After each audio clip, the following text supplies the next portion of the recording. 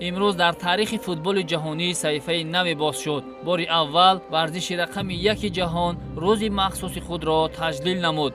تنتنه‌های ایدانه بخشیده به روز جهانی فوتبال از صبح بروقت در تمام شهر و ناحیه‌های کشور ادامه کرد. ورزشگاه مرکزی جمهوریوی شهر دوشنبه چون دیگر منطقه‌های جمهوری قبای ایدانه به بر کرده بود. مهمان فخری فستیوال فوتبال امروزه تشبثکار اساسی قبول روز عمومی جهانی فوتبال در قراردادنامه مجمع عمومی سازمان ملل متحد، پرزیدنت اسوسیاسیون فوتبال آسیای مرکزی، رئیس فدراسیون فوتبال تاجیکستان محترم رستم امامعلی و سابق فوتبالباز معروف باشگاه چلسی و کاپیتان منتخب نیگریا جان اوبی میکل محسوب می‌افتند. فستیوال مذکور با صدا دادن سرود ملی جمهوری تاجیکستان رسما آغاز گردید.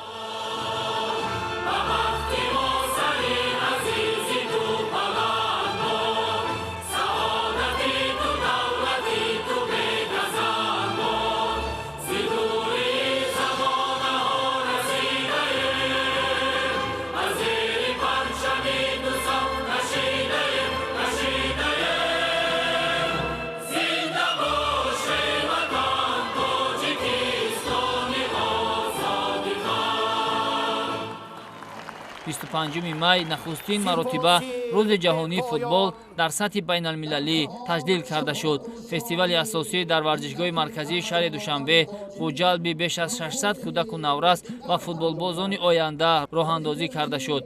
پرزیدنت اسوسیاسیون فوتبال آسیای مرکزی، پرزیدنت فدراسیون فوتبال تاجیکستان محترم رستم امامعلی ضمن سخنرانی خویش ابراز داشتند که ورزش از جمله بازی فوتبال یکی از راه‌های مؤثر و بهترین بهداشتی سلامتی، ترغیب طرز حیات سالم و متحدگردانی خلق و ملت‌های گوناگون محسوب می‌یابد. باعث افتخار و سرفرازی است که تشبث‌های پیوسته تاجیکستان در سمت مشکلات آب و اقلیم دستگیری جهانی پیدا می‌کرد. همکنون کشور ما باز یک پیشنهاد دیگری انجام داد که آن هم از جانب جامعه جهانی دستگیری خود را دریافت. تاجیکستان همچون عضو کامل حقوق جامعه جهانی یکی از کشورهای پیشقدم سیاره در سمت حل مسائل مبرم محسوب می‌یابد که این باعث افتخار و سرفرازی هر یک تاجیک و تاجیکستانی خواهد بود. مورد ذکر است که فستیوال روز جهانی فوتبال با اشتراک وسیع جوانان و نورسان، مخلصان و هواداران فوتبال و مهمانان در سطح بلند تجلیل کرده شد.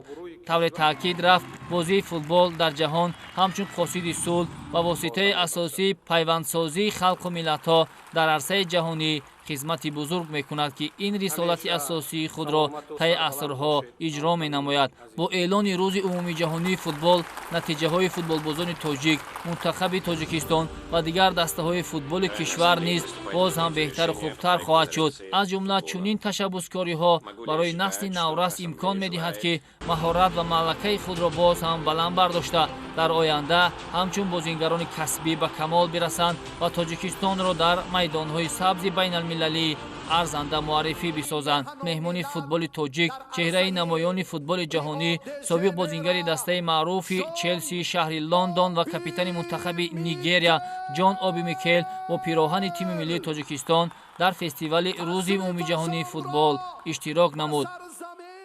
First of all, I'm very happy to be here. I'm very happy to be here in your lovely country. خیلی خوشحالم که در کشور زیبا و دلارای شما قرار دارم. من خوشحال از آنم که فوتبال اکنون یک روز خاصه تجلیل خود را پیدا کرد. کشور شما و فدراسیون فوتبال تاجیکستان برای رشد و پیشرفت فوتبال کارهای زیادی را انجام می‌دهد. من امیدوارم که این میدان در آینده مسی و رونالدوی نو را به پایان می‌رساند.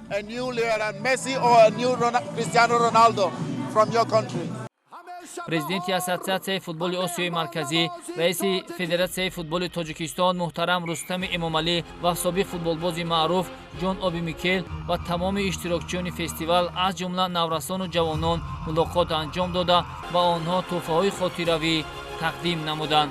تنتنه‌های ایدانه بخشیده بر روز عمومی جهانی فوتبال در تمام شهر و ناحیه‌های کشور از جمله خوجند، دندقره، ترسونزاده، حصار، کولاب، خاروق، مرغاب